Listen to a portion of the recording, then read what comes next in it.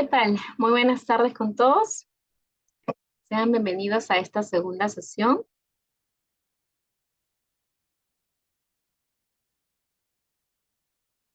Voy a empezar con la presentación.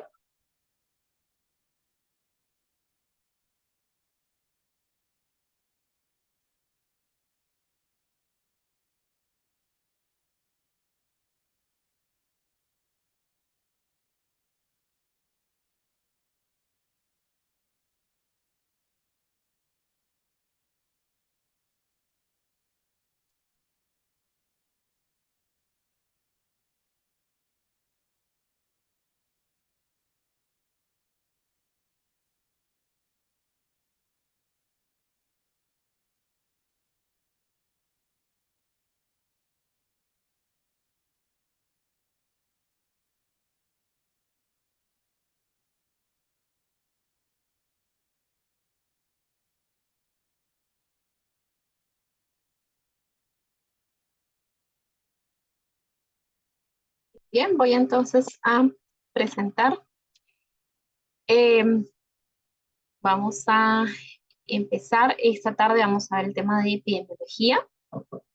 Vamos a entrar un poco en relación a estos tópicos de conceptos y también ver el tema de la vigilancia y nuestro rol, ¿no? Como profesionales dentro de lo que es la vigilancia epidemiológica. Muy bien. Un momento que está actualizando, estoy colocando para que puedan utilizar una herramienta que es el Padlet.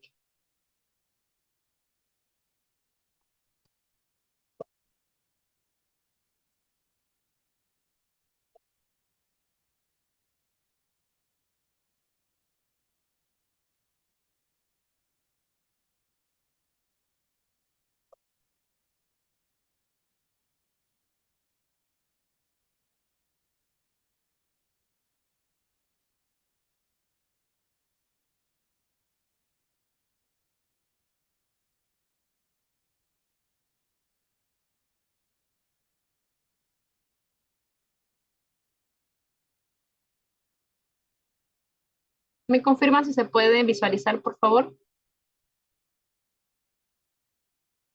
No, licenciada. Ya, no, ahorita voy a... Ah, ya es que está. Bien, listo, ahora sí, ¿no? Sí. Ya, perfecto.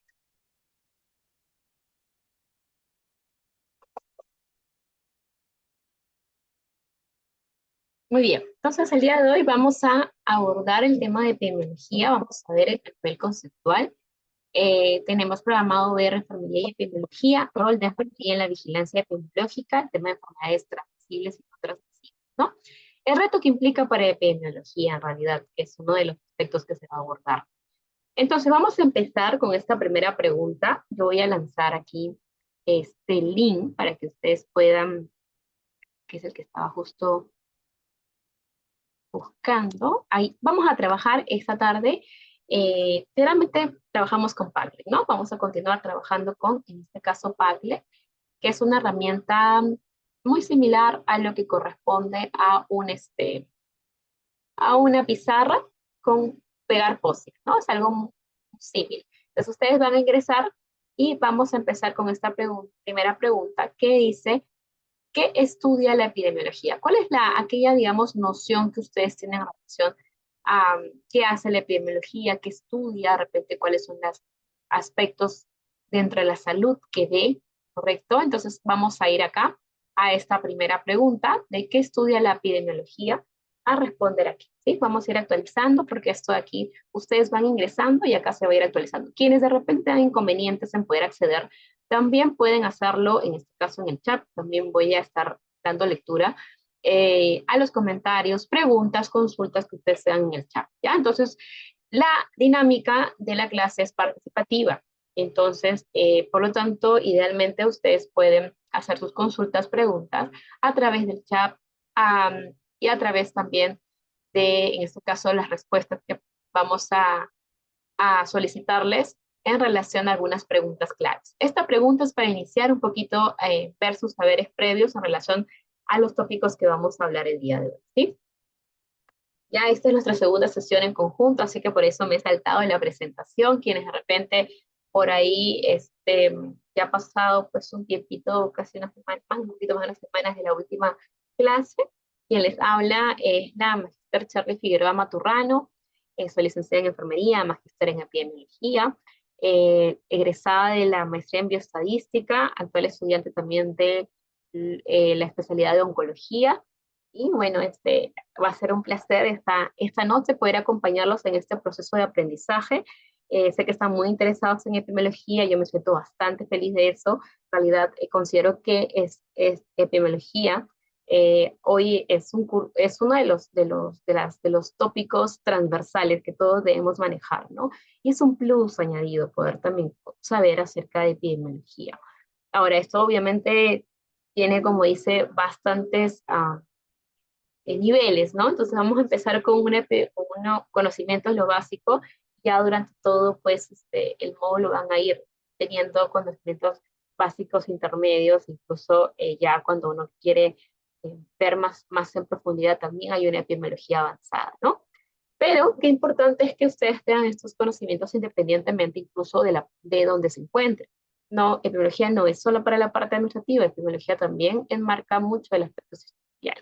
¿Ya? Entonces, a mí me gustó mucho empezar convenciendo a los lo lindo que es epidemiología. Mm. Entonces, cuando uno pensamos en lo que es epidemiología, pues definitivamente se nos viene a la mente qué cosas, algo muy similar como lo que estamos observando en el lado derecho, ¿cierto?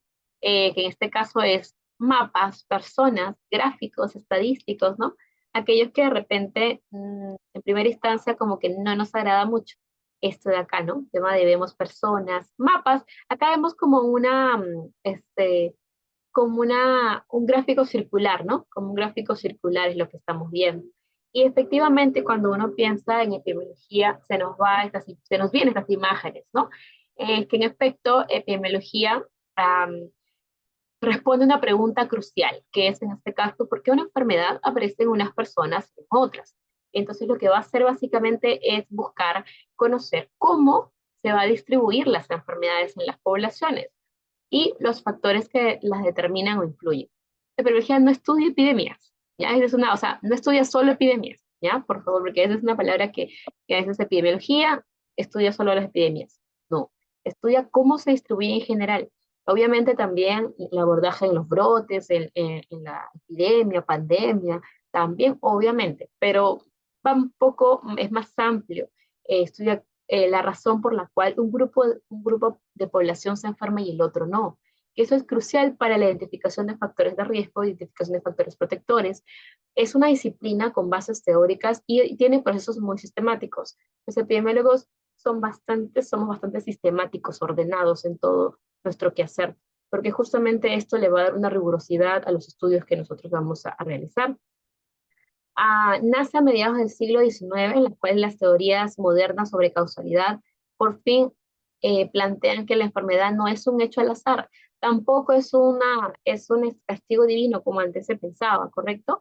Y empezamos a entender que existen particularidades que van a hacer que ciertos grupos se enfermen y otros no. Entonces empezamos a tener un aspecto de que ya no es una cuestión del azar, sino existe una razón. Por lo tanto, el meollo del asunto para un epidemiólogo es justamente buscar la etiología o la causa de una enfermedad, ¿no? Entonces también ver la extensión, por eso se nos vienen a la mente los mapas, ¿no? Porque efectivamente vamos a ver, pensamos en mapas de colores, pensamos de repente en cómo se va a distribuir la enfermedad. Efectivamente, vemos la extensión de la enfermedad. Historia natural de la enfermedad, ¿no?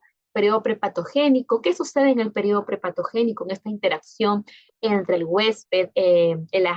huésped, el agente y el ambiente, ¿no? Que es lo básico de una triada epidemiológica, ¿no? ¿Y qué sucede ya luego en el periodo patogénico? Cuando ya se instala la enfermedad, tenemos un periodo asintomático, un periodo ya sintomático, en las cuales también es importante saberlo para cuando uno tiene que aplicar también las medidas de prevención. ¿Qué tipo de prevención corresponde a cada una de ellas? ¿No?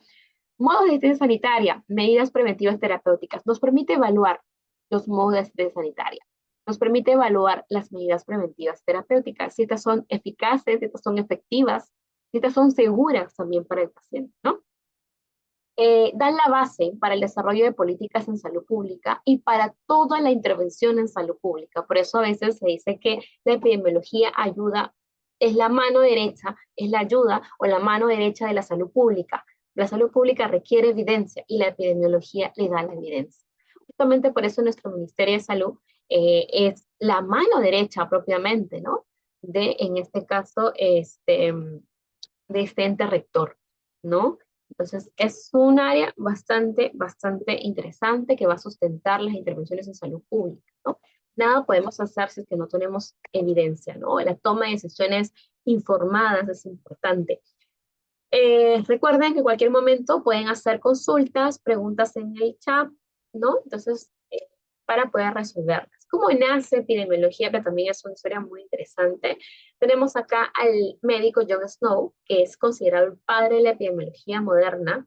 Es un médico inglés que estudia en este contexto del cólera en Londres, en el cual tuvo este raciocinio de identificar que la incidencia de casos con cólera o de cólera estaba relacionado con qué? Con un consumo de agua contaminada, lo que en ese tiempo le llamaban materia mórbida, ¿no? Entonces tenemos ahí que obviamente provocaba el cólera una deshidratación y era el motivo de complicaciones o de fallecimiento de las personas, ¿no? Entonces, él hizo qué cosa? Una encuesta y utilizó lo que hoy conocemos como la epidemiología espacial, ¿no? Hoy conocemos como esta relación entre espacio, entre la unidad de análisis son los conglomerados, ¿no? Esto es la epidemiología espacial y es lo que él se adelantó a las épocas a realizar a lo que recién años después sería identificado como epidemiología espacial, ¿no? Espacial se refiere por el tema de los espacios, conglomerados que se van a considerar, ¿ya? Entonces, para comunidad de análisis, ¿no? No las personas, sino los conglomerados, los espacios, la jurisdicción, las localidades, etcétera. Esto está, en este caso, utilizó manzanas, ¿no? Dentro de su análisis. Pero tenemos también nuestro representante como enfermeras, que a veces nos olvidamos de ella, y aquí, como dice, no fue algo adrede, pero tenemos las mismos gustos afines, ¿no? Porque ella también, ella hizo algo interesante que se anticipó a un aspecto de epidemiología, porque ella estuvo centrada en este hospital de campaña de Butari durante la guerra de Crimea, y lo que vio es la tasa de mortalidad debido a enfermedades infecciosas, lo que llamamos epidemiología hospitalaria, ¿no? Ella hizo lo que se podría decir un indicador de la epidemiología hospitalaria. Particularmente, y además, ella tuvo un plus adicional que es conocer matemáticas, estadística, se le dio un reconocimiento por eso también, ¿no? Por la sociedad de estadística, ¿no? De ese país le dio un reconocimiento a ella, ¿no? Entonces, ¿por qué? Porque obviamente hizo algo bastante anticipado a su época, incluso en las condiciones que de repente dentro de su contexto se encontraba, ¿no? Porque ella pues era, digamos, de una familia acomodada y sin embargo pues decidió hacer algo que parece entonces no estaba como que algo tan bien visto, que era cuidar a personas enfermas, ¿no? Y lo que ella hizo, aquí lo destacable, es que básicamente identificó que había una mayor tasa de mortalidad, digamos, que esta mayor tasa de mortalidad se debía a infecciones relacionadas a las condiciones higiénicas del hospital. Entonces, eso básicamente es el tema de las infecciones asociadas a la atención en salud, ¿no? Entonces, hizo aquí, ay, ¿no? Hizo, básicamente mostró este gráfico que es, ah, no,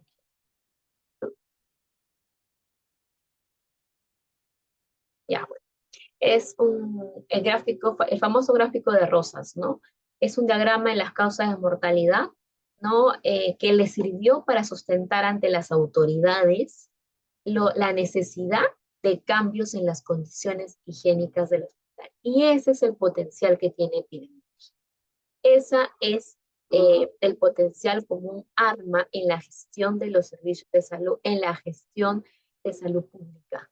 Ser justamente la evidencia para una toma de decisión informada, ¿correcto? Entonces, esto es lo que ella hizo. en temas de gestión de servicios de salud, quiso implementar esto y buscó evidencia a través de la epidemiología y la estadística, ¿no? Y ese es el potencial que tiene en realidad la epidemiología. Dentro de la función en la prevención de enfermedades, también tiene otro plus que nos va, cuando uno sabe epidemiología, es muy interesante porque uno conoce de todo. Uno conoce cuáles son los factores de riesgo, las causas que van a ser subyacentes de las enfermedades, así como sus patrones de propagación, qué lugares tienen más tipo de patologías, cuál es su letalidad de esa enfermedad, ¿no? Cuáles las enfermedades prevalentes, cuáles son las enfermedades que están empezando a tener mayor incidencia. Ve un perfil epidemiológico, analiza cuál es tu pirámide poblacional. Eh, ves todos esos factores que son interesantes y son importantes analizar cuando uno quiere hablar de ver la salud de manera integral, ¿no? Utiliza métodos estadísticos y estudios de campo, efectivamente. Pueden detectar brotes, comprender cómo se transmiten las enfermedades, ¿no? Por eso les mencionaba que realmente, incluso está bastante relacionado con el tema de estadística, ¿no? Y que de repente no nos gusta estadística, pues no nos percatamos que en verdad la utilizamos. Cuando uno, por ejemplo, dice, estoy aquí en una región de la selva, y por lo tanto, pues acá la prevalencia de enfermedades son, por ejemplo, hay una alta prevalencia de enfermedades metaxénicas. Entonces yo ya estoy haciendo estadística, haciendo epidemiología y también probabilidades, porque cuando yo tengo un paciente con malestar general, con fiebre, ¿no? Y estoy en la selva, yo estoy pensando en probabilidades. ¿Cuál es la probabilidad que esta persona con estos síntomas viviendo acá tenga dengue? Altas, ¿no? Altas, eso es probabilidad. Cuando hace el médico el diagnóstico también utiliza probabilidades, obviamente, porque dentro de toda esta gama de posibles enfermedades que pueda tener con X diagnóstico, voy a buscar aquellas que también sean más prevalentes aquí, ¿correcto? O sea, en la región, en el contexto en el cual está. Entonces, por ejemplo, un médico diagnostique, por ejemplo, anthrax, o sea, tiene que estar bastante bien, como dice, con todos los signos, síntomas y con evidencia para poder realmente llegar a esa conclusión, porque no es algo tan común en nuestro país, ¿no? Que de repente ébola tampoco, ¿correcto? Entonces hay que ver, tiene que tener varios criterios clínicos para realmente llegar a un diagnóstico efectivo. Y eso es porque uno de los aspectos que le está jugando a él no hacer ese diagnóstico es tanto la clínica relevante, pero también el aspecto epidemiológico. Nuestro país no es una enfermedad prevalente. Entonces, por lo tanto, a diferencia de otros países de África, que por ejemplo sí, ven toda la sintomatología, lo ven ébola.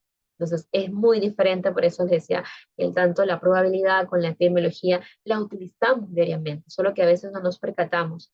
Y tampoco, más allá de eso que ya utilizamos, podemos ver que existe un potencial más dentro de epidemiología y estadística que necesitamos utilizar para, en este caso, nuestro quehacer asistencial, administrativo.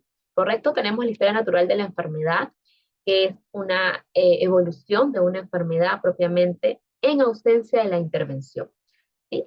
Es la relación ordenada de acontecimientos que resultan de la interacción del ser humano con su ambiente que lo lleva a un estado de enfermedad, ¿no? ¿Por qué es importante? Realmente porque nos permite identificar oportunamente las intervenciones, qué tipo de intervenciones voy a realizar, ¿correcto? Entonces acá, por ejemplo, ¿no? En este gráfico interactivo sobre lo que es historia natural de la enfermedad. Acá.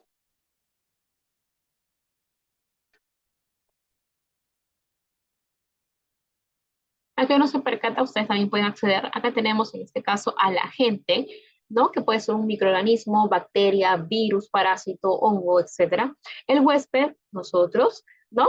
Ambiente, nuestro contexto, puede haber un cuarto, que en el caso de las enfermedades metaxénicas es el vector, ¿sí? Acá tenemos pues aquí en esta interacción todavía, donde no se ha instalado el agente en el huésped, solo está dentro de este ambiente, hay un periodo, es conocido como el periodo prepatogénico dentro de lo que es la historia natural de la enfermedad. Sí, en este periodo prepatogénico podemos realizar también intervenciones de prevención primaria que corresponden a promoción de la salud, corresponden a medicina preventiva o también llamada protección específica. ¿no? Entonces aquí podemos realizar eso porque todavía la enfermedad no se ha instalado dentro del huésped. Sin embargo, cuando ya se instala dentro del huésped, ya vamos a tener otra denominación, que es el periodo, en este caso, patogénico, ¿correcto? En el periodo patogénico vamos a tener la oportunidad de poder realizar un diagnóstico precoz y hacer un tratamiento oportuno cuando abordamos la prevención secundaria. Cuando abordamos la prevención terciaria, vamos a poder realizar rehabilitación y lo que es rehabilitación psicológica y lo que es también física, ¿no?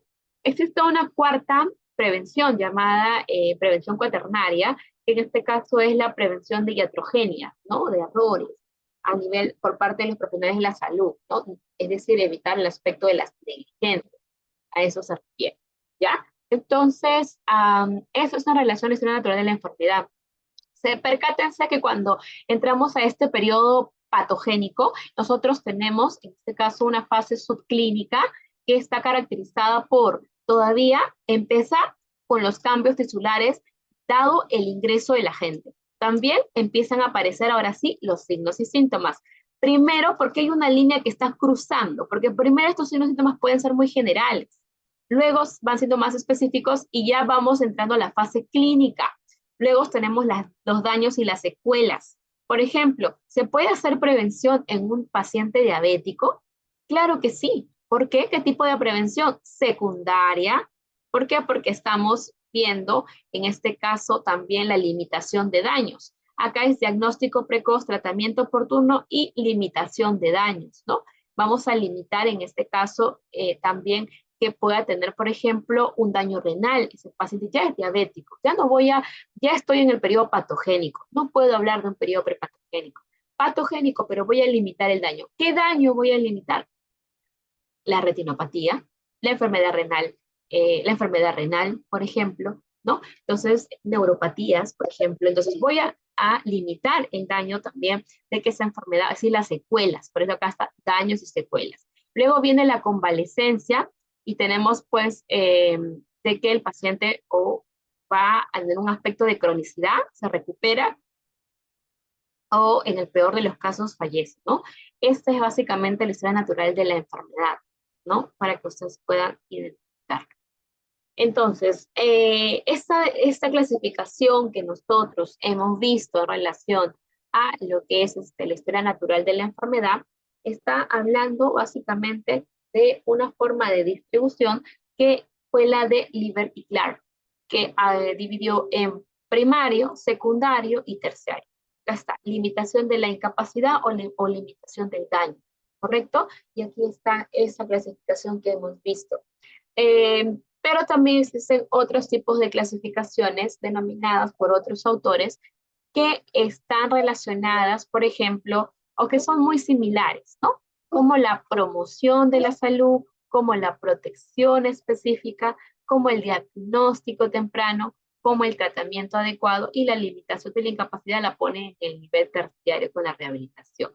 Muy similar a lo que hace también Ito Lilly. Pero ¿cuál es el que más utilizamos a nivel o está más aceptado en ciencias de la salud, en salud pública también? Libericlar.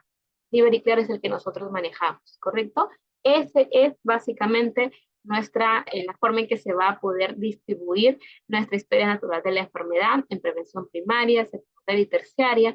Ahora último se ha añadido la cuaternaria relacionada a la prevención de iatrogenia, ¿correcto? Aquí la podemos también observar, ¿no? Con esta limitación del daño, ¿no? En la cual nos podemos percatar que está en la prevención. Por lo tanto, la pregunta es, ¿en un hospital se puede realizar prevención? ¿Sí o no? A ver, ¿qué opinan? Repito la pregunta. ¿Se podrá realizar prevención? ¿Qué tipo de prevención se realizará? A ver, ¿qué prevención podemos realizar en un hospital?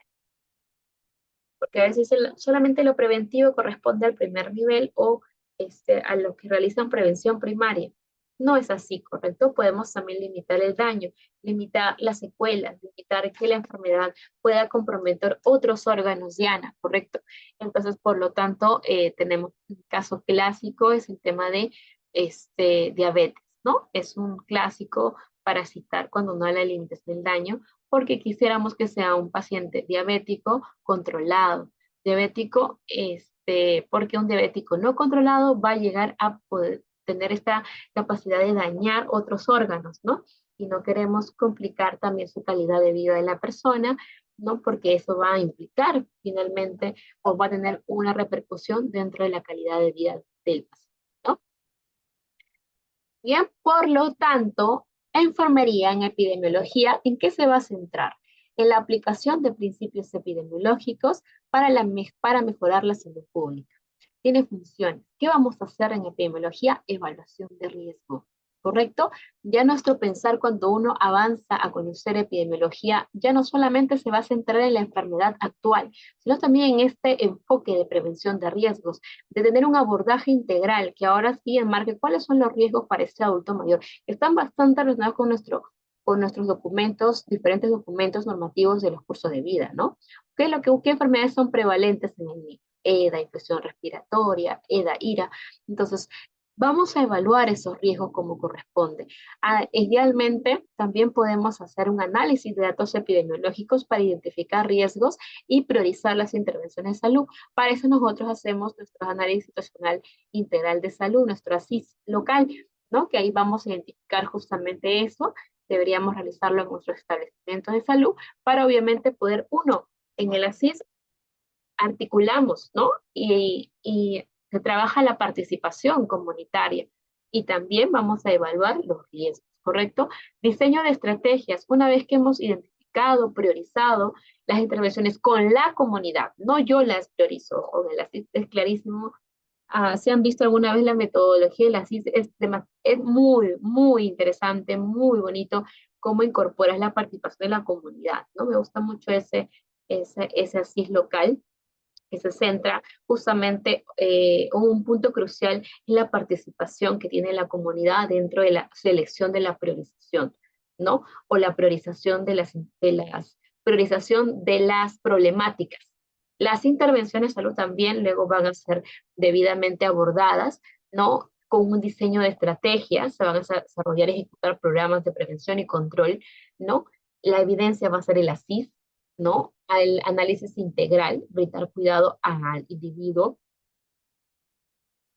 comunidad, abordando necesidades de una perspectiva preventiva y también curativa.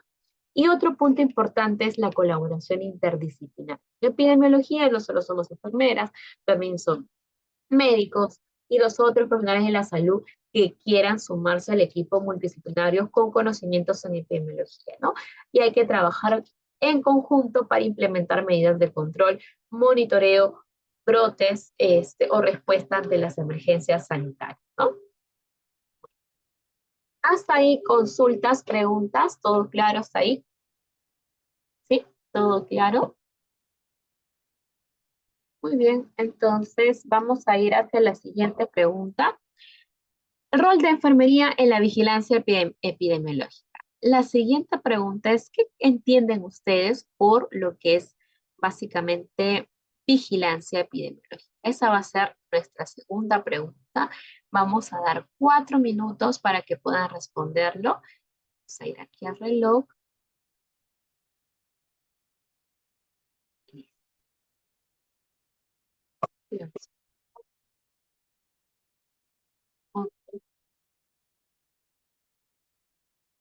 Repito, en cualquier momento ustedes pueden realizar sus consultas, sus preguntas.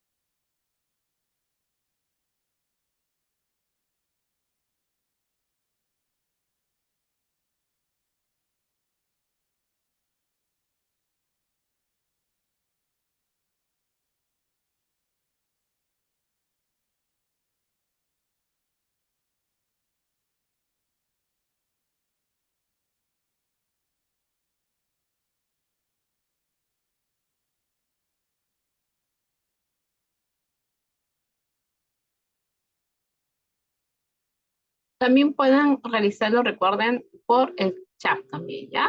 ¿Qué es la vigilancia epidemiológica? Vamos a ver qué implica una vigilancia epidemiológica según el Ministerio de Salud. Es el conjunto de acciones que va a permitir realizar la observación ordenada, sistemática de las problemáticas de salud y a partir de ella definir las actividades que van a requerir prevención y control. ¿Correcto? Eso indica que es vigilancia epidemiológica. Los sistemas de vigilancia y los programas de control son componentes importantes dentro de un sistema de salud, dentro de la salud pública, ¿no? Que justamente van a buscar trabajar de manera interrelacionada para prevenir y reducir la propagación de las enfermedades. ¿Cuáles son los objetivos de un sistema de vigilancia? Detectar a tiempo la aparición de enfermedades o eventos. Se dice enfermedades o eventos, generalmente en epidemiología son eventos, outcome, enfermedades también, ¿no? Otros tipos de denominaciones, ¿no? Identificar factores de riesgo y poblaciones vulnerables, monitorizar la evolución de la enfermedad a lo largo del tiempo en el marco de la historia natural de la enfermedad, proveer información oportuna para la toma de decisiones de salud pública, evaluar la efectividad de los programas de intervención y de prevención, ¿correcto? ¿Qué dice el marco normativo sobre la vigilancia epidemiológica? Hay, estos usos están relacionados a que en este marco normativo de lo que es vigilancia epidemiológica, lo que uno va a ver es que puede tener la capacidad de identificar las características clínicas y epidemiológicas, ver la situación epidemiológica, ver la vigilancia, las medidas de prevención, diagnóstico de laboratorio y algoritmo, ¿no? Va a tener todo un desglose desde el nivel central hacia el nivel local, ¿no? Y cada uno de estos niveles tiene sus determinadas funciones, tanto a nivel central más de un aspecto normativo, de capacitación, de investigación, supervisión, asesoría, consolidación, a diferencia de a nivel local, que es básicamente la identificación de fuentes a nivel local, coordinación, notificación, obtención de datos, ¿no? Difusión, consolidación también de la información, ¿no? Vamos a ver, te voy a dejar de compartir para que ustedes puedan conocer acerca de este rol relevante que tiene epidemiología. Voy a compartir un video. Voy a primero a cargarlo aquí porque a veces no tiene, pero ahí está. Vamos a compartir con sonido, optimizar el video para que ustedes puedan darle de manera clara.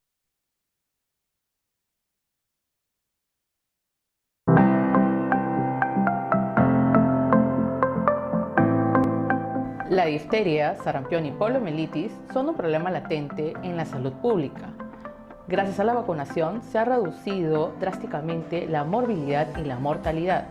Sin embargo, sigue siendo un problema en la salud infantil.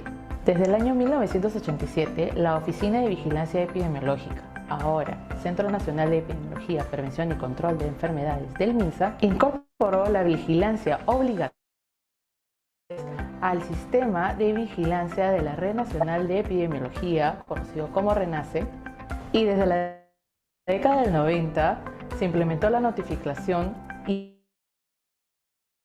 inmediata en todos los establecimientos de salud a nivel nacional. Actualmente estos eventos son de recogida según norma de manera obligatoria e inmediata en nuestras más de 7.000 unidades notificantes reconocidos oficialmente. Aunque el último caso confirmado de poliomielitis por poliovirus salvaje en Perú en el año 1991, la amenaza continúa. Actualmente no se han notificado casos confirmados desde esa fecha. En el año 1994, los países de la región de las Américas establecieron el objetivo en conjunto para la eliminación de la transmisión endémica de la sarampión para el año 2000, a través de la implementación de las estrategias de vigilancia y vacunación recomendadas por la Organización Panamericana de la Salud. Debido al impacto de la pandemia en servicios de salud y la baja cobertura de la vacunación contra la difteria, se produjo un brote de esta enfermedad en Lima metropolitana. Actualmente no se encuentra con casos confirmados de esta enfermedad. Eso es para poder un poquito identificar qué implica esa vigilancia, cuando también aparecen retos. Definitivamente el contexto de COVID hizo que no se cumpliera con esa cobertura esperada de vacunación.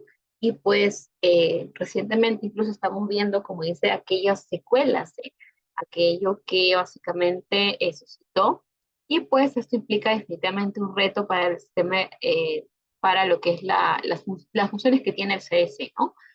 Que están relacionadas mucho a la vigilancia epidemiológica. Entonces, eh, en conclusión, nosotros vamos a desarrollar un papel muy relevante dentro de lo que es la vigilancia epidemiológica en cualquiera de las instancias en las que estemos. Podemos trabajar en un aspecto local, un aspecto intermedio, desde el nivel regional o subregional o desde el nivel central, ¿correcto? Entonces, finalmente, vamos a trabajar en términos de qué? De una detección temprana, identificar casos sospechosos, ¿no? Registrar los signos, síntomas y antecedentes relevantes, por ejemplo, en la ficha de investigación epidemiológica, se van a llegar a registrar esos signos y síntomas. La notificación, que es reportar oportunamente los casos identificados a las autoridades de salud, siguiendo los protocolos establecidos, ¿no? Educación y prevención, porque definitivamente, por eso les decía que es transversal la epidemiología, porque sepamos epidemiología nos va a ayudar mucho a hacer educación para la salud muy fundamentada, ¿no? Muy ceñida al contexto de la población, promover medidas preventivas en la comunidad, campañas de vacunación, promoción del autocuidado y una educación sanitaria. Y la participación en investigación, colaborar en estudios epidemiológicos, los diferentes estudios que hay, ya sea un estudio de prevalencia, un estudio de caso y control, un estudio de cohorte, un ensayo clínico aleatorizado, etcétera, una revisión sistemática, un metaanálisis, etcétera, ¿no? Cualquiera de los estudios epidemiológicos, es importante participar para una identificación, porque esos estudios contribuyen a la identificación de factores de riesgo, ¿no? Factores protectores, tendencias de las enfermedades, etcétera, ¿no? Muy bien, vamos a entrar a este tópico. Hasta ahí consultas. Un momento, voy a dejar de compartir un momentito. Para poder quitar esto de la... ya, ahora sí. Ah,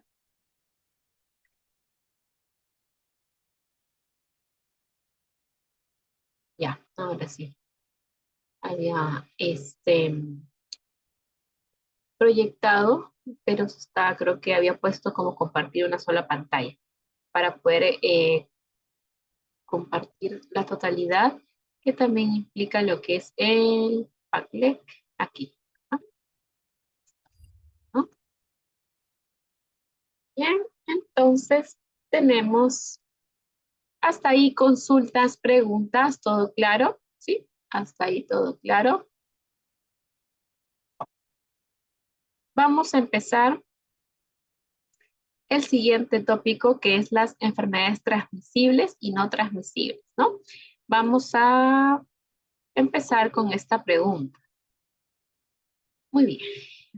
¿Qué es salud? ¿Qué entendemos por salud? ¿No? Dentro de aquí, también paso, o también puedo responder por el chat. ¿Qué es salud? ¿Qué implica salud? Vamos a dar un lapso de, en este caso, igual a acá. Muy bien, 4 minutos, ¿ya? Para poder responder esa pregunta. ¿Mm?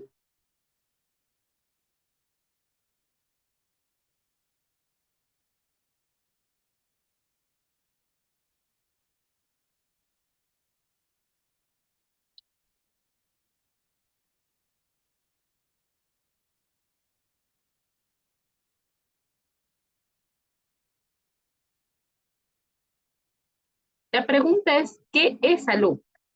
¿Qué entendemos por salud?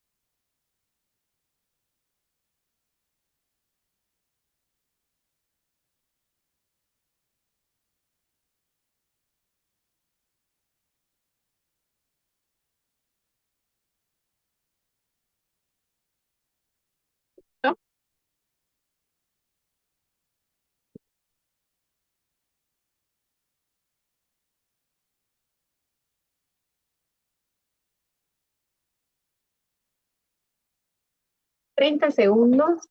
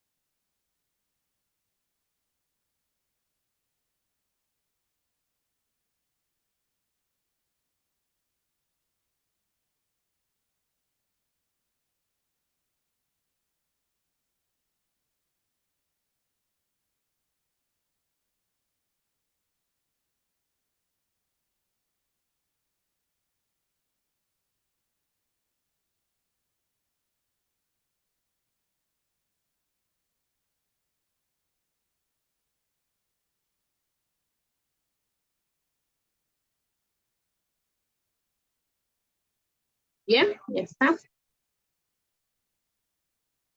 Perfecto. A ver. Entonces, la pregunta fue, ¿qué es salud? ¿No? ¿Qué es salud? Entonces, lo importante de cómo uno conceptualiza salud es bastante crucial en epidemiología cuando habla de enfermedades transmisibles y no transmisibles. Fue un punto crucial, ¿no? Porque recordemos que es un aspecto de la evolución de los paradigmas que fueron considerados para cómo se conceptualiza, básicamente, cómo se ve la salud.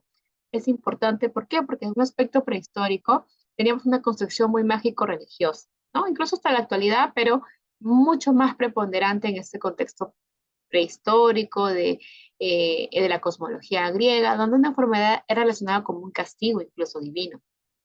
Tenemos un paradigma miasmático de los miasmas, los olores, ¿no? Por ejemplo, agua, tierra, eran considerados como aspectos relevantes, motivo de causalidad de la enfermedad. En cambio, en este preponderante concepción mágico-religiosa, un poco la concepción fuera de causalidad de estar relacionado como un castigo divino.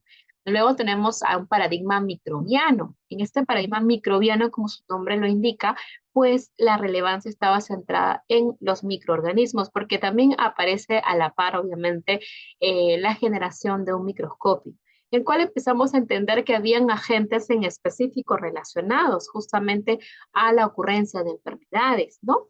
Aparecen factores de riesgo, los determinantes de la salud. Qué importante es este cuadrito como para poder resumir básicamente estos paradigmas. En el miasma, las emanaciones del suelo, aire y agua para las personas de esa época en un contexto de llamado de para la era sanitaria estadística eran los causantes de envenenamiento que generaban las enfermedades. Eso sucede en la primera mitad del siglo XIX. Luego tenemos la era de las enfermedades infecciosas, que ya aparecen en esto que estamos viendo, enfermedades transmisibles, ¿no? Ahí aparece pues la teoría de los gérmenes digamos, la aparición del microscopio y se entiende que estos causan enfermedades específicas. Segunda mitad del siglo XIX. La época de la era de las enfermedades, perdón, crónicas. A esto se le llama caja negra. ¿Por qué? Porque todo estaba claro con la era de las enfermedades infecciosas, clarísimo, porque teníamos un agente que provocaba una enfermedad. Pero la pregunta era, ¿y qué pasa con las enfermedades crónicas? ¿Qué pasa con la diabetes, la hipertensión? ¿Quién provoca? ¿Dónde está el agente específico? Y es donde empezamos a tener esta idea de caja negra, es decir, no sabemos qué cosa es, ¿no? Entonces, el resultado, empezamos a entender que el resultado se relaciona con la exposición, no única, sino a varios factores, ¿no? Sin necesidad de factores intervinientes o patógenos. No necesita patógenos. También el tema de estilo de vida, la conducta en salud era relevante. Segunda mitad del siglo XX. Hoy, ¿en qué época estamos? Se preguntará. Época de las cajas o la era de las cajas chinas. ¿Por qué? O sea, bueno, la idea un poco de las cajas chinas es que hay una cajita, otra más grande, otra más grande, otra más grande y así, ¿no? Entonces, esta idea de las cajas chinas nos da justamente la noción de los sistemas que están incluidos uno detrás de otro y que a la vez están relacionados y están organizados por jerarquías. Esto aparece a finales de los 80 hasta principios del siglo XXI, ¿no? Entonces, eso es lo que el día de hoy estamos manejando Ahora, ¿por qué hablamos de esto? Porque en esta concepción de ideas de las enfermedades transmisibles y no transmisibles, es muy importante lo que yo considero que es la salud. Porque miren que en un contexto social en el cual existían enfermedades infectocontagiosas, donde el peligro eran las epidemias, la enfermedad era la lesión producida por un germen o un patógeno, lo que yo pensaba que era salud en esa época era una ausencia de la enfermedad e invalidez. Fue evolucionando a luego tener en un contexto social el desarrollo del psicoanálisis, que sucede al final de la Segunda Guerra Mundial. Luego tenemos yo empiezo a entender la enfermedad como existen enfermedades psicosomáticas, ¿no? Y en cómo concepciona la salud como el estado de bienestar físico, mental y social. Luego pasamos a ese contexto social del desarrollo de la ecología, donde las grandes concentraciones humanas suceden y también la industrialización. Entonces se empieza a entender que el medio ambiente también influye en el origen de las enfermedades. ¿Cómo concepciona la salud? Como un equilibrio entre el entorno y la adaptación al mismo, ¿no? Capacidad de funcionar también dentro de ese entorno. Entonces, ahí voy agregando cosas a este concepto de salud. En base a lo que yo crea que es salud, es como yo como profesional voy a actuar y cómo mi paciente va a actuar, va a tomar decisiones, ¿no? Y cómo yo voy a orientar para esa toma de decisiones, ojalá informadas, ¿correcto? Luego pensamos con un contexto en el cual hay un predominio de enfermedades crónicas, desarrollo de las ciencias de la educación. Acá, en el contexto de la enfermedad, ¿qué pensamos? Que hay una importancia realmente en la conducta de la prevención de las enfermedades y la mejora de la salud. ¿Y cómo conceptualizamos salud? Como que también existe una salud conductual, como estilos de vida. Le agregamos a todo una salud conductual. Ahora, finalmente, entendemos un contexto social y mucho más contemporáneo, que también en el contexto social es importante resaltar cuál es el rol del Estado, porque si hay una incapacidad en el Estado en mantener los gastos sanitarios, velar por el mantenimiento de los ciudadanos, obviamente esto va a ser un causal también, ¿no? ¿Cómo conceptualizamos la enfermedad entonces ahora? Origen multicausal de la enfermedad. No solamente es que hay un germen, no solamente es un aspecto psicológico del medio ambiente, no solamente es un aspecto de estilo de vida, también tiene que ver mucho con la capacidad del Estado de proveer justamente, ¿no? El aspecto sanitario. Entonces, ahí entendemos dentro de la enfermedad que hay un origen multicausal, ¿no? Además, dentro del concepto de salud, entendemos que debemos que hablar ahora de una salud holística, integral, salud como un desarrollo personal y social, ¿correcto? Entonces, ven cómo se ha ido cambiando en el tiempo, cómo es la trayectoria, básicamente, de cómo se ha ido conceptualizando la salud en base a también cómo concebimos la enfermedad y cuál es el contexto social que en ese momento ha permitido también esta conceptualización salud-enfermedad. ¿Correcto? Por lo tanto, hemos pasado de tener un paradigma muy médico-biológico a un determinista de causalidad simple, salud de la enfermedad, y hoy estamos hablando de un paradigma socioecológico que tiene que ver con un proceso multicausal. Entendimos que somos parte de esta cajita china, ¿no? De un montón de sistemas, ¿no? Jerárquicos y que también influye en la parte del Estado, por eso entendemos que hay un proceso multicausal, ¿correcto? A eso se refiere. Bien, vamos a hablar acerca de estas enfermedades transmisibles, ¿correcto? Vamos a hablar acerca de un poco de la historia, un poco de cómo van a ser estos agentes causales, la transmisión, ¿no? ¿Qué aspectos es importante tener en consideración? Las enfermedades no transmisibles, también su historia, cuáles son los factores de riesgo, cómo conceptualizan también las enfermedades, perdón, los determinantes sociales de la salud, ¿correcto? Vamos a empezar entonces con las enfermedades transmisibles. Eh, Recuerden que las enfermedades tanto transmisibles como no transmisibles son objetos de la vigilancia epidemiológica, ¿no? Antes quizás solo estábamos más centrados en las enfermedades transmisibles, sí, por un aspecto obviamente de prioridad. Recuerden que como país estamos en proceso de transición epidemiológica, por lo cual hay una coexistencia de enfermedades infecciosas con enfermedades no infecciosas, o mejor dicho, enfermedades crónicas, ¿no? Tenemos enfermedades infecciosas y las enfermedades no transmisibles. Entonces, Tenemos esta coexistencia de ambas. ¿Por qué? Porque obviamente estamos en proceso de transición epidemiológica. Esto obedece mucho a una transición demográfica en la cual también nos encontramos. Tener una pirámide poblacional así muy bonita, ¿no? Muy bonita así, ¿no? En la cual una base ensanchada implica que hay una mayor cantidad de población de niños, ¿no? Y un pico tiene una población de adultos mayores pequeña, ¿no? Entonces eso quizás en épocas más antiguas era muy marcado porque nuestra esperanza de vida no era tan alta, ¿no? Entonces, ¿por qué? Por diversos problemas sanitarios, por el abordaje en términos de la salud pública. Hoy hemos evolucionado sí en esos aspectos y está invirtiéndose esta pirámide poblacional. Invirtiéndose en qué sentido, en que obviamente de pasar así va a hacerse así, donde la base que era ancha se va a empezar a hacer más angosta. ¿Por qué? Porque, y eso nos percatamos, ¿no? Cuando vamos entendiendo que por un aspecto de, ya sea por la fecundidad, ya sea por, digamos, por el índice de fecundidad, por también la tasa de natalidad. Son dos puntos importantes que han hecho que esta base se empiece a reducir. Ahora, eso depende de factores, sobre todo muy sociales, ¿no? Es decir, la población ya no tiene la cantidad de niños que antes tenía, ¿no? Entonces, obviamente, esta base se va a empezar a hacer más angosta y lo que se va a quedar más ancho es la población envejecida. Y eso sucede ya en otros países, España, Chile, tienen población más envejecida y por lo tanto la realidad, los perfiles epidemiológicos son muy diferentes y por ende también el sistema de salud tiene que obedecer, tiene que responder básicamente a las necesidades de salud que tenga su población. ¿Correcto? Y es un punto crucial porque definitivamente para nosotros como país que está en proceso de transición epidemiológica y demográfica, representa un reto hacernos cargo de dos, de enfermedades transmisibles y las enfermedades no transmisibles, ¿correcto? Entonces, las enfermedades infecciosas y no transmisibles. Entonces, nos queda ese reto en las cuales tenemos la coexistencia de ambas que hace que tengamos enfermedades infecciosas que resolver y las crónicas que representan también un reto porque hablan requieren una continuidad de atención. El problema es si el sistema sanitario va a soportar poder en este caso hacerse cargo de esa continuidad de atención que requiere. Un diabético, ¿cuántas veces requiere ir a un establecimiento de salud?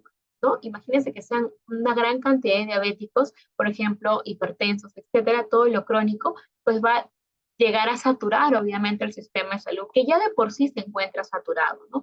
Entonces, eso es un punto relevante, conocer la realidad epidemiológica de nuestro país, ¿sí?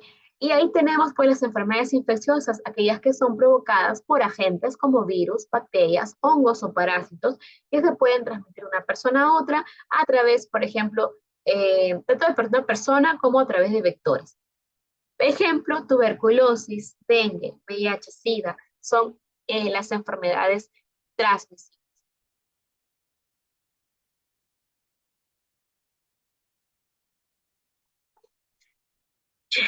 En realidad, las enfermedades transmisibles, en términos de la antigüedad que tienen, tenemos identificado que una de las primeras epidemias digamos, registró en Atenas, la peste de Atenas, 430 años antes de Cristo, atribuida a la falta de saneamiento básico, ¿no? Ahí recuerden que hoy como hemos avanzado en ese sentido bastante, pues por eso decía que las enfermedades infecciosas se van a ir quedando atrás, ¿correcto? Pero todavía hay aspectos como, por ejemplo, tener tuberculosis como una de las enfermedades prevalentes todavía en nuestro país hace que entendamos que todavía no hemos pasado la transición epidémica, ¿no? En la Edad Media, ¿qué sucede? Aparece otra peste, la peste bubónica, ¿no? Que causó la enfermedad de un tercio de la población europea, marcando el inicio de registros epidemiológicos rudimentarios todavía. En el siglo XIX, con el desarrollo del microscopio, que fue el punto crucial, como les decía, para esta era microbiana, Louis Pasteur y Robert Koch identificaron microorganismos como agentes causantes de enfermedades, sentando las bases de la teoría germinal. Siglo XX ya se desarrollan vacunas, antibióticos como la penicilina, reduciendo de esta manera significativa las enfermedades infecciosas como poliomielitis, tuberculosis, ¿no? En actualidad tenemos enfermedades emergentes. Hoy estamos en un contexto epidemiológico interesante, académicamente no grato de manera como sociedad, en la cual el cambio climático también está ayudando a que ciertos vectores, por ejemplo, se adapten a temperaturas, haciendo o propagando o promoviendo la transmisión de la enfermedad, como es en el caso de dengue, ¿no? En el vector de la Aedes aegypti.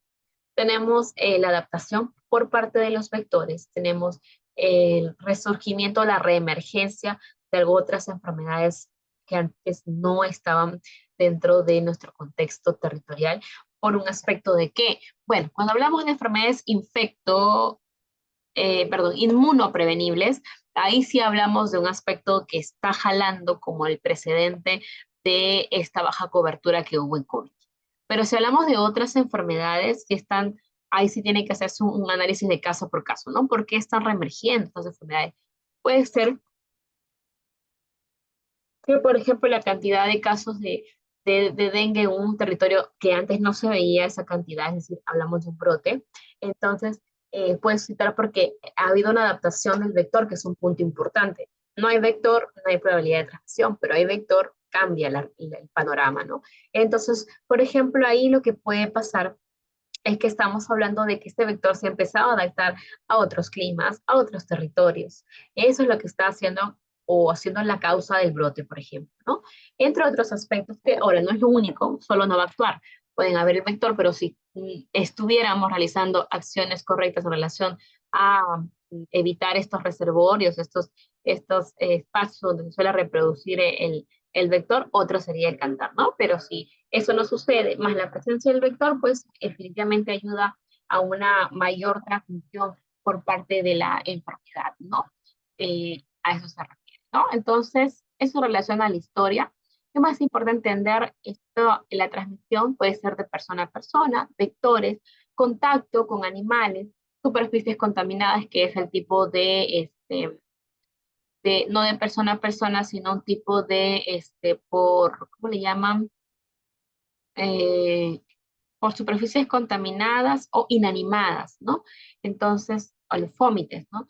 Entonces, la distribución predomina en países de ingresos bajos y medianos, debido a la pobreza, falta de saneamiento, acceso limitado a los servicios de salud, ¿no? El impacto puede causar epidemias como el dengue o pandemias como el COVID-19, ¿correcto?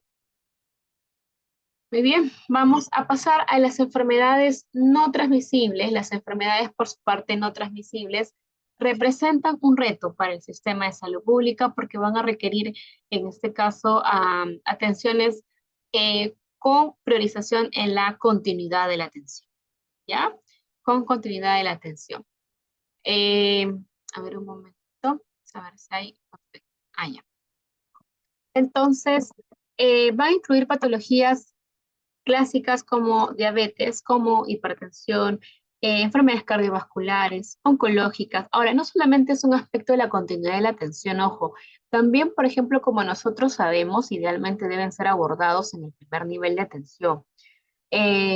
Por ejemplo, me refiero desde un aspecto incluso de tratamiento, porque un paciente diabético puede ser atendido en el primer nivel de atención en el sentido cuando es un paciente controlado, ¿no? Ya cuando hay complicaciones de su paciente no controlado diabético, ahí sí tiene que irse a un segundo nivel al especialista, ¿no?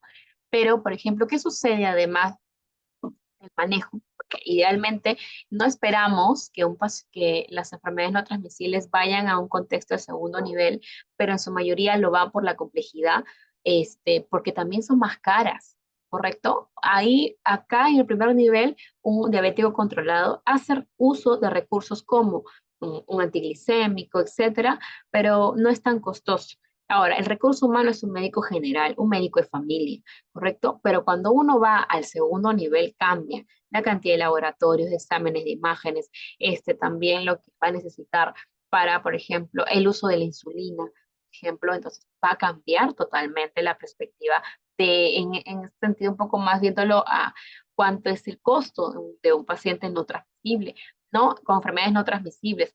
Por ejemplo, en la parte oncológica, el tratamiento es sumamente caro, sobre todo con el uso de las nuevas tecnologías en salud. Es un reto, no solamente la continuidad, ¿no? Sino, que quiere decir que va a requerir obviamente varias veces recurrir al sistema sanitario y no nos vamos a dar abasto. Otro punto importante también es el hecho de que definitivamente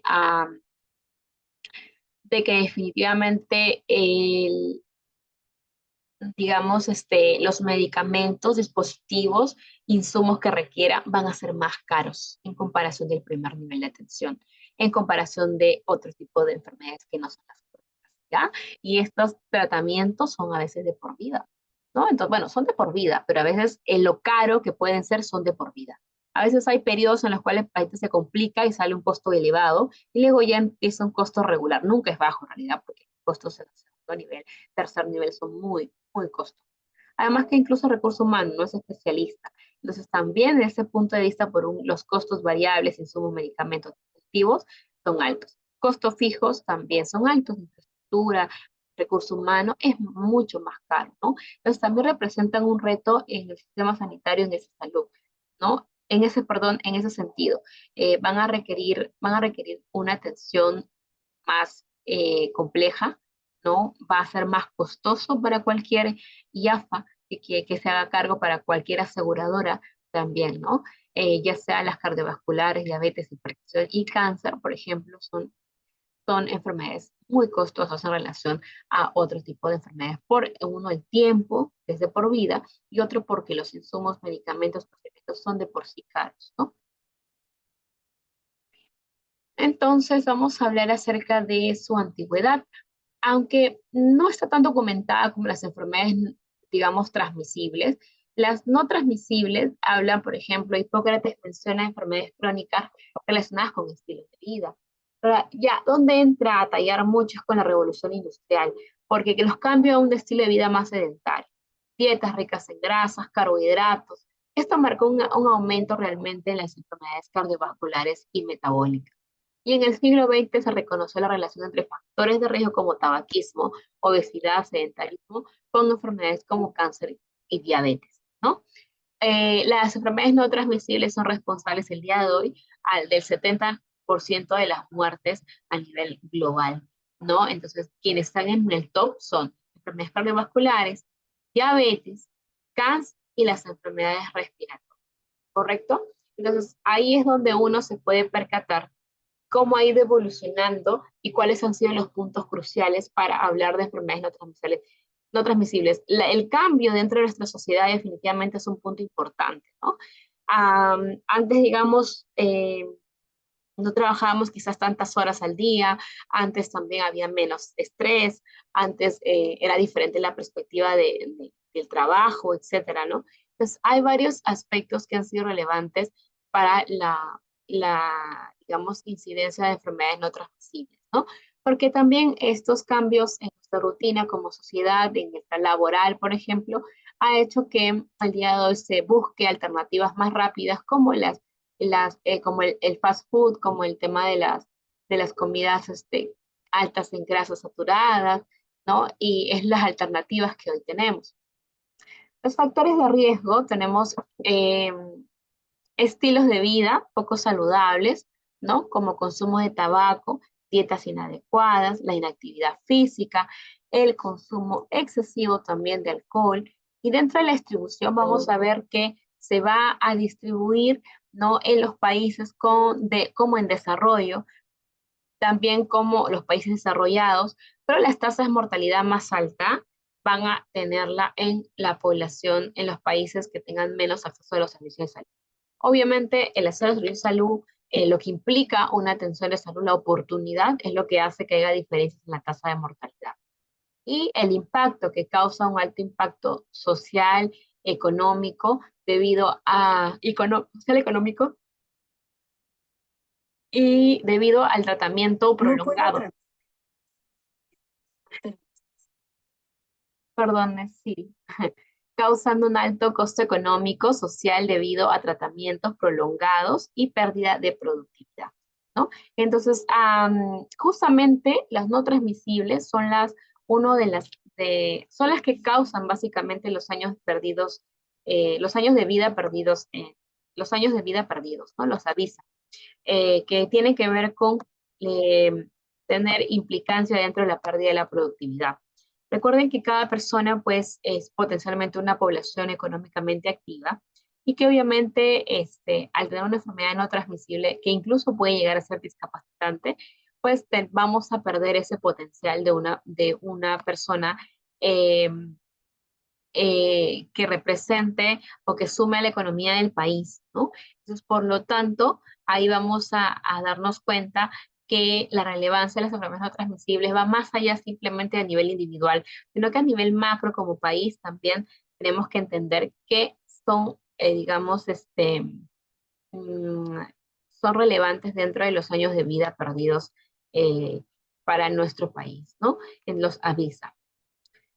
Muy bien, en ese sentido es importante que finalmente, así hablemos de transmisibles o no transmisibles, recordar que un punto relevante que resalta mucho la OMS del Ministerio de Salud es que el abordaje tiene que darse en un aspecto de los determinantes sociales de la salud, en el cual vamos a percatarnos que la OMS decía claramente que estos determinantes sociales de la salud, ¿no? Son aquellas circunstancias en las cuales no sé, la persona nace, crece, trabaja, vive, envejece, ¿no? Incluso, ¿no? El conjunto más amplio de las fuerzas, acá están los sistemas que influyen sobre las condiciones de vida cotidiana, ¿no? Y acá tenemos, pues, miren el contexto socioeconómico y político como justamente una de esas fuerzas, ¿no? Macro y parte del sistema, la gobernanza, la política, la macroeconomía, la salud y la sociedad. Y finalmente las normas y valores culturales de la sociedad. Luego tenemos también como intermedios lo que es la posición social, la educación, la ocupación, los ingresos, el sexo, la raza, etnicidad. Y también tenemos las circunstancias materiales, la cohesión social, los factores psicosociales, conductuales, biológicos, el sistema de atención de salud, ¿no? Esto nos da digamos, nos da como resultado justamente de la distribución de la salud y bienestar, ¿no? En los cuales vamos a ver patrones de determinantes sociales e inequidades en materia de salud, ¿no? Y ahí tenemos en todo caso este componente muy importante dentro de lo que es las enfermedades transmisibles y no transmisibles, ¿no?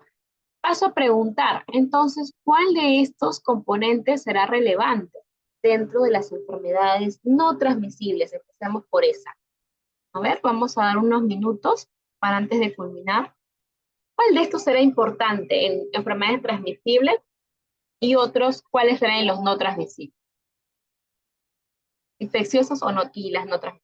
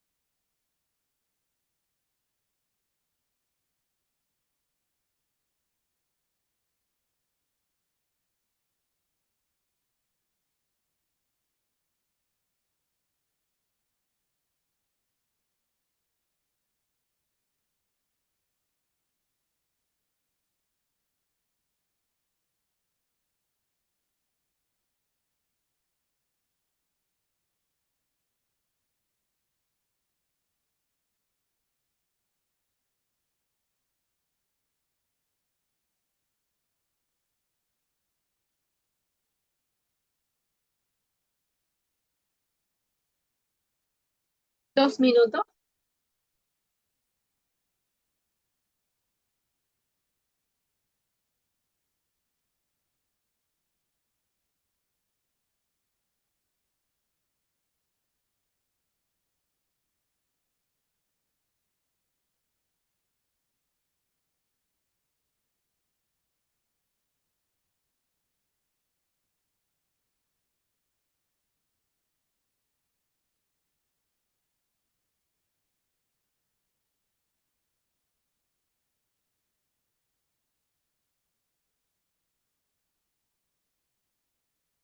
1 minuto con 40 segundos.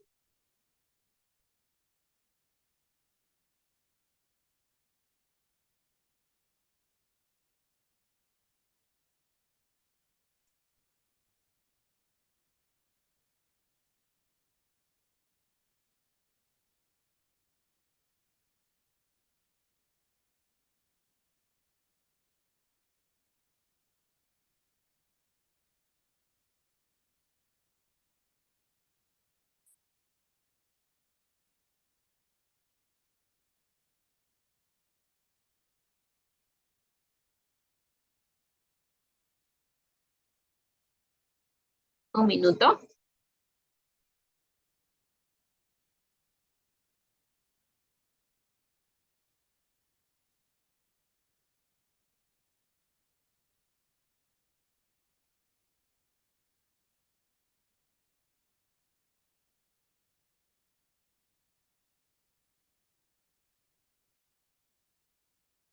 Treinta segundos. Muy bien, entonces, la pregunta fue relacionada, ¿cuál de estos factores están relacionados? ¿Cuáles de estos factores tienen implicancia dentro de lo que tiene que ver con las enfermedades transmisibles y no transmisibles, ¿no? A veces pensamos que estos factores de aquí están muy aislados, ¿no? Pero si ustedes se percatan, por ejemplo, ¿no? Un paciente con diabetes en un contexto político tan complicado como países como Siria, por ejemplo, no va a ser la misma realidad y no va a tener el mismo curso la enfermedad, ¿no? Que una persona, por ejemplo, que esté aquí en nuestro país, que con todas las limitaciones que tengamos, el tener un contexto político diferente al de Siria, ¿no? Me refiero al incluso contexto bélico, ¿no? A un contexto bélico, es decir, un contexto de guerra. Entonces, no son iguales las realidades, son muy diferentes y por tanto el desarrollo de la enfermedad en ambos casos también va a ser muy diferente.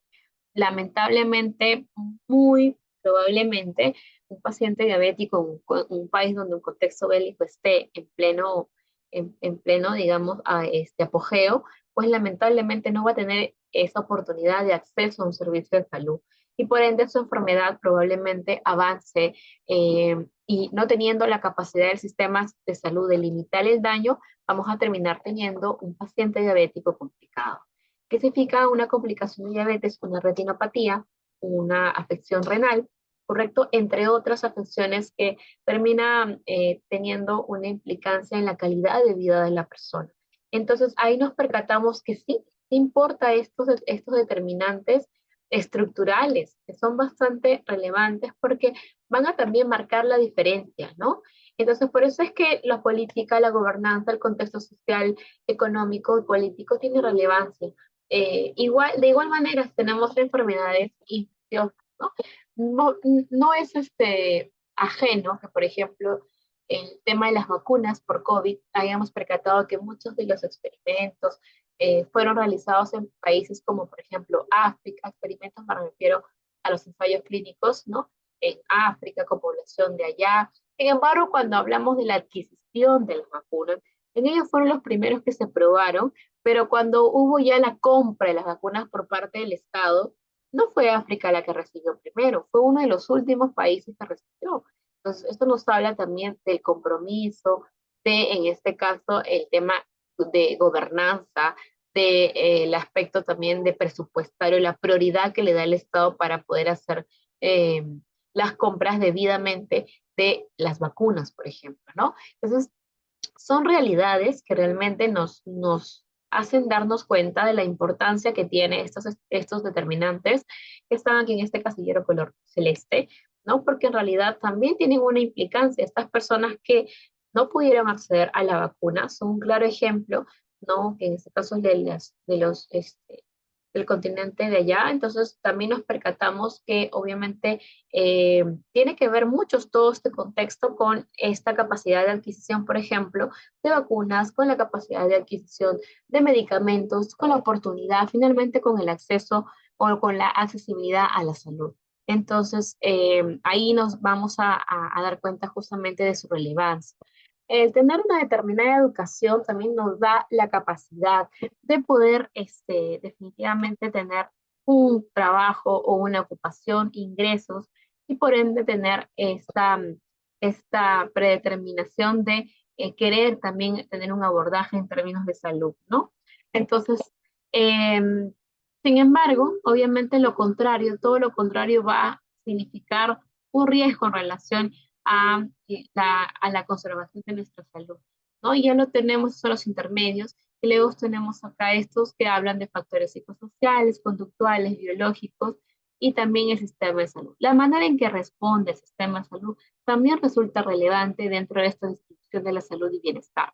Podemos tener todo ok en los anteriores, pero nuestro sistema de salud, por ejemplo, en nosotros se caracteriza por ser un sistema de salud fragmentado, por ser un sistema de salud segmentado en términos de que tenemos muchas YAFAs, el SIS se carga de estos asegurados, el Salud de sus asegurados, Salud Pol de sus asegurados, las CIPRES cada una ve también por aquellos asegurados con los cuales tenga como que, bueno, con las YAFAs, ¿no? Entonces, nada más, el resto hacia el frente puede estar un resonador y yo al frente puedo necesitar un resonador, son totalmente indiferentes, ¿no? Porque finalmente no están previendo trabajar bajo una población a pesar que están en su mismo territorio, sino que cada uno, como dice, baila con su propio pañuelo, ¿no? Entonces, tenemos características del sistema de salud y debemos reconocerlos porque también eso se espera que con algunas potencialidades de ideas como por ejemplo las redes integradas de salud, se supere esos problemas de accesibilidad que son cruciales sobre todo para las enfermedades no transmisibles, ¿no? Ahí hay un aspecto más determinante en relación a lo que es al acceso a los servicios de salud. Requerimos transformar justamente y con las RIS aparentemente van a dar pie a que se pueda tener este aspecto bastante más solidario y centrado en la atención por jurisdicción, ¿no? Esas circunstancias definitivamente ahora entendemos con las cuales una persona nace, crece, trabaja, vive, envejece, incluido el conjunto más amplio, ¿no? Más amplio en este caso de eh, más amplio de fuerzas y sistemas, que es lo que hemos visto acá, influyen realmente en estas condiciones de vida cotidiana, en esta distribución de la salud, en esta distribución del bienestar, ¿correcto? A eso se refiere esta penúltima lámina, ¿no? Qué más podemos abordar dentro de lo que es ya para concluir, ir concluyendo? Vamos a ver la siguiente. Ya. Entonces tenemos que, en conclusión, esta vigilancia que nosotros, el control de las enfermedades tanto transmisibles y no transmisibles, van a ser fundamentales. Cada una de estas tiene su particularidad, cada una de estas también requiere su abordaje propiamente, ¿no? Requiere también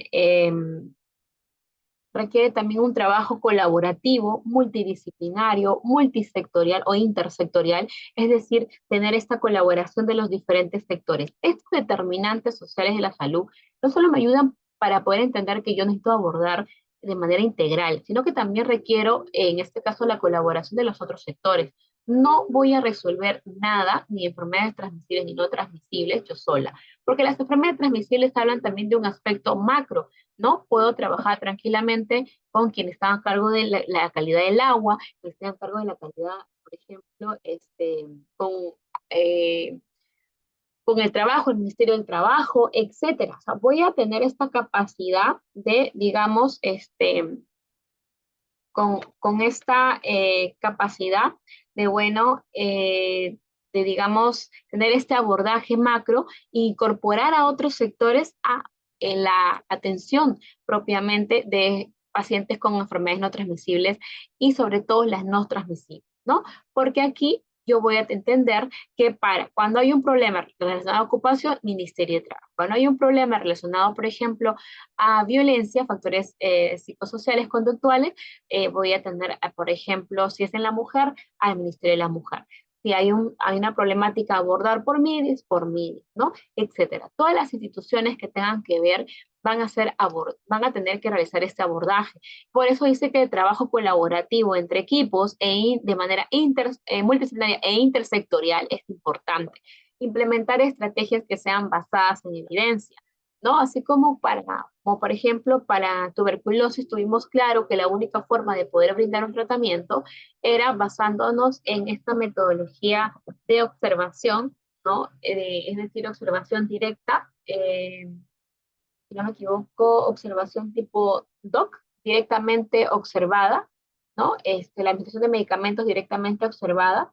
Entonces, por ejemplo, cuando estuvimos en ese aprendizaje de entender que la única forma que el paciente con tuberculosis pueda tener esa adherencia al tratamiento era observándolo de manera diaria, asegurándonos que realmente tome el medicamento, porque de dar una semana para 5 días o un par de días, el paciente no tomaba los medicamentos, incluso podría ser resistencia, ¿correcto? Y por lo tanto, no era una estrategia, digamos, clave, no era una estrategia efectiva, y cambiamos basándonos en la evidencia. Y eso también debe partir para todo nuestro quehacer. La enfermería, desde una perspectiva epidemiológica, tiene un rol trascendental, en donde en la prevención hemos visto cómo también la epidemiología nos permite conocer factores de riesgo, factores protectores. Sumo a esto el conocimiento del curso de vida, yo tengo un plus adicional que yo tengo que saber claramente cómo traducir todos esos conocimientos muy técnicos a algo más práctico que se da en la educación para la salud. Tengo también la capacidad de ahora prever dentro de todo esto natural de la enfermedad, cuando yo puedo también hacer detección temprana, detección temprana y manejo, o tratamiento oportuno, ¿correcto? También que puedo hacer limitación del daño, puedo hacer mi prevención secundaria en mi hospital tranquilamente, ¿no? Quitémonos de la cabeza esta idea que prevención solo es para el nivel primario, también tenemos prevención secundaria realizada para el segundo nivel y tercer nivel con armas de rehabilitación. Así como en la investigación podemos ser partícipes, podemos sacar datos, podemos hacer un caso, podemos hacer un estudio abordar con un equipo el trabajo de un estudio de caso control, podemos hacer un estudio de prevalencia, etcétera, o de encuesta, ¿no? Y sobre todo, ahora sí, estaremos llamados a un análisis crítico de la evidencia, ¿no? También poder sustentar cambios, así como lo hizo Florence Nightingale, ¿no? Sustentó la necesidad de cambios dentro de un ambiente hospitalario, basándose en estadísticas, y ojo que tuvo también algo, se adelantó a las épocas, y su visualización de datos, algo que hoy es un boom, porque es muy importante cómo visualizamos los datos, el storytelling, cómo lo cuenta, seguro que ella era muy elocuente, muy decidida, y seguro que también, pues, este gráfico de rosas, si a nosotros hoy nos sorprende, en ese tiempo tener este gráfico de rosa era muchísimo más wow, ¿no? Entonces ella utilizó esas herramientas en estadística, en epidemiología, para poder sustentar, la necesidad de cambios dentro de un ambiente hospitalario. Y esa es la idea de epidemiología, que aprendamos a utilizarla desde la salud pública, desde la gestión de los servicios públicos, desde la gestión de los servicios de salud, desde la gestión en salud pública también. Entonces, dentro de todo este contexto, necesitamos hacer uso de epidemiología con la finalidad de que se convierta en nuestra arma esencial para sustentar la necesidad de cambios o la necesidad de continuidad de algunas intervenciones. De repente están resultando, efectivas, y necesitamos continuar porque existe la evidencia que respalda que se requiere la continuidad de alguna intervención. Entonces, eso ahí un poco va la importancia de lo que es básicamente epidemiología desde nuestra profesión, ¿no? Entonces, con esto vamos a dar un par de minutos para también 5 minutos para poder contestar a nuestra última pregunta, que es ¿qué aprendimos el día de hoy? Que se encuentra aquí, ¿no? ¿Qué aprendimos el día de hoy? Esta es la última pregunta que vamos a responder. Vamos a dar un lapso vamos a editar acá, 5 minutos, ¿sí? Vamos a ver acá. Y también pueden ir haciendo algunas consultas, preguntas respecto a algunos tópicos que de repente ustedes tengan, ¿ya? Que hemos hablado. Muy bien. Muy bien, entonces no hay consultas, preguntas. Entonces lo que hemos visto para poder resumir el día de hoy, vamos a regresar a la primera presentación acá. Entonces el día de hoy hemos visto un poco del rol de enfermería y epidemiología, el rol también de nuestra profesión dentro de la vigilancia epidemiológica, las enfermedades transmisibles y no transmisibles, desde un aspecto de epidemiología, ¿no? Hablando acerca incluso de la transición epidemiológica y la transición demográfica en la cual nos encontramos y cómo implica un reto también para el abordaje del sistema de salud. Eh, Implícitamente estamos nosotros como parte de ese sistema de salud, desde cualquiera de los actores que son parte del sistema de salud.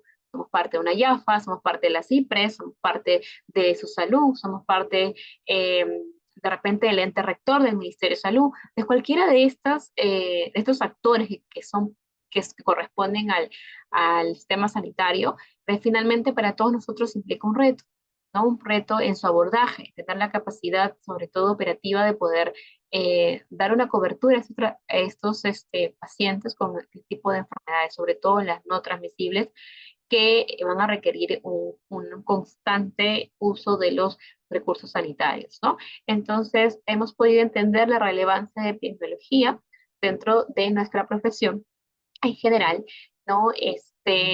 Destacando que epidemiología se constituye como el brazo derecho de la salud pública, y salud pública realizamos cada uno de nosotros desde cualquiera de las acciones asistenciales, administrativas y de cualquiera de los actores del sistema de salud en los cuales nosotros actualmente nos encontremos trabajando, ¿sí? Entonces, con estas palabras, doy por terminado, en este caso, el curso realizado el día de hoy. Esta es la segunda sesión que tenían programado conmigo. Ha sido un placer poder acompañarlos en su proceso de aprendizaje y, bueno, motivarlos a que sigan profundizando más en relación a lo que es epidemiología, que en realidad es un campo bastante amplio, pero que resulta bastante gratificante poder entender cuán importante es hacer uso de la evidencia para sustentar a la salud pública, ¿no? Bien, con eso entonces estamos culminando el día de hoy. Muchas gracias a cada uno de ustedes por su participación. Nos vemos en una siguiente ocasión.